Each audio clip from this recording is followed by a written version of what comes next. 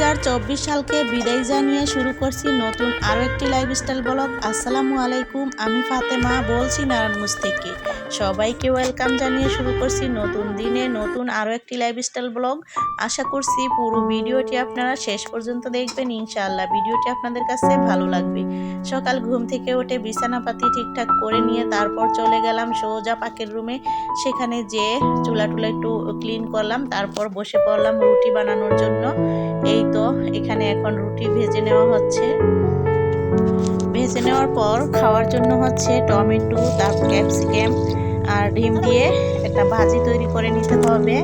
আর আপনাদের ভাইয়া হচ্ছে খেজুরের ঝোলা গুড় দিয়ে রুটি খেয়ে চলে গেছে দোকানে। আর এই তো আমরা হচ্ছে এই ভাজিটা করে খেয়ে নিব, কারণ আপনার ভাইয়ার তাড়া ছিল, তো এই জন্য সে আগে আগে চলে গেছে। তারপর হচ্ছে যে এখন খাওয়ার পালা। তো এখানে খাবো হচ্ছে আমরা 3 জন, ছেলে আর মেয়ে, আমি। তো এই তো ছেলের জন্য রাখলাম, ছেলে এখনই ঘুম থেকে উঠে গেছে, খেতে বসবে। আর এই তো আমি খাওয়া শুরু করলাম আর মেয়েও খেতে বসে পড়েছে। তো এইভাবে করে হচ্ছে সকালের নাস্তা খাওয়া দাওয়া শেষ করলাম। তো এই যে এখন হচ্ছে ছেলে ঘুম থেকে আবার উঠছে, ওর বিছানাপাতি ঠিক করা হলো। আর শারমিনও আসছে, ও হচ্ছে বিছানাগুলো ঝেড়ে তারপর ঘরটর ঝাড়ু দিবে। আর এই যে পাখিগুলো কিন্তু এখনো যে কাগজটা খোলা হয় না, এটা দিয়ে ঢেকে রাখতে হয় শীতের দিন।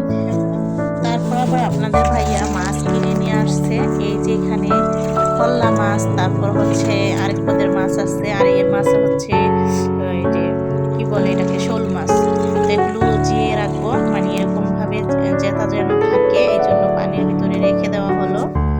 আর আমি এই যে একটা চালনি দিয়েছি, তারপর একটা ভাত দিয়ে রেখে দিয়েছি। আর কিছু সদাই আনছে, এই যে এখানে আনলো তেজপাতা, তারপর হচ্ছে ঘি, সাবান, কেওড়া জল, চা পাতা, তারপর হচ্ছে গরম মশলা, মানে 3 পদের মশলা আনছে, টেস্টি সল। আর হয়েছে গরুর মাংস আনা হয়েছে।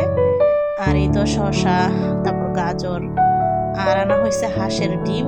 তো এখানে 1 কেজির উপর গরুর মাংস, অথচ দেখতে অল্প দেখা যাচ্ছে, কিন্তু একদমই খাঁটি হাড় ছাড়া, তেমন হাড় ছিল না। টাকা বেশি দিয়ে তারপর হচ্ছে এরকম গুলো কিনে নিয়েছে। তো রান্না করার জন্য হচ্ছে আমি চলে আসলাম পাকের রুমে। তো এই যে বিরিয়ানি রান্না করবো, সেই জন্য পেঁয়াজ কুচি দিয়েছি, তারপর গরম মশলা, তেজপাতা, তারপর দিয়ে দিচ্ছি আদা রসুন বাটা, সেগুলোকে একটু ভেজে নিয়ে তারপর এখন হচ্ছে দিয়ে দিব মরিচের গুঁড়া, লাল মরিচের গুঁড়ার ঝালটাই দিব। তারপর দিয়ে দিব এখানে ধনিয়া গুঁড়া, জিরা গুঁড়া। এরপর আমি প্যাকেটের মশলা যে দিব সেটাও দিব। তো একটু পানি দিয়ে নিলাম, তারপর প্যাকেটের মশলাগুলো এক এক করে দিয়ে দিলাম। রাঁধুনি প্যাকেটের বিরিয়ানি মশলা যেটা, সেটা দিয়েছি। তো আমি এখানে টক দইটা দিব, এই জন্য টক দইটা গলে নয়, তো আমি যে এরকমভাবে ছুটিয়ে নিয়েছি। আর এখানে দিলাম টমেটো সস, তারপর দিয়ে দিলাম ওই যে ধুয়ে রাখা গরুর গোশটা দিয়ে এখন ভালো করে নেড়ে তারপর ঢাকনা দিয়ে ডেকে রান্না করতে থাকবো। আর লবণটা কিন্তু চেক করে নেবেন, ঠিকঠাক লবণটা হলেই কিন্তু সুন্দর মতো রান্নাটা হবে। তো এই যে কিছুক্ষণ পর পরে আমি নেড়ে দিচ্ছি। আর এখানে দিয়ে দিলাম পেঁয়াজ বেরেস্তা, আবার একটু ঘিও দিয়ে দিচ্ছি। তারপর হচ্ছে ঢাকনা দিয়ে ডেকে রান্না করতে থাকবো, এটা আরও হবে।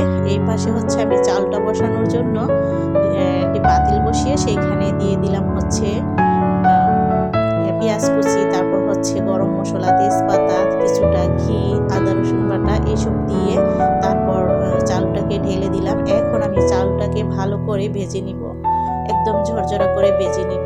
তো এই যে কিন্তু আমার রান্না হয়ে গেছে। আর এখানে আমি পানিটাও দিয়ে দিলাম মেপে, 1 কেজি চালে 4 পট পানি দিতে হয়। তারপর দিয়ে দিলাম গুঁড়া দুধ, লবণ, কাঁচামরিচ, এসব দিয়ে তারপর আমি একটু নেড়েও দিয়েছি। আর ওই যে রান্না করা যে গরুর গোশটা, সেটাও আমি দিয়ে দিব এখন, যেহেতু পানিটা এখন শুকিয়ে গেছে। তো মাখা মাখা পানি আছে আর কি কিছুটা, তো সেই সময় আর কি এরকম লেচে টাইপের থাকতেই কিন্তু মিশাতে হবে।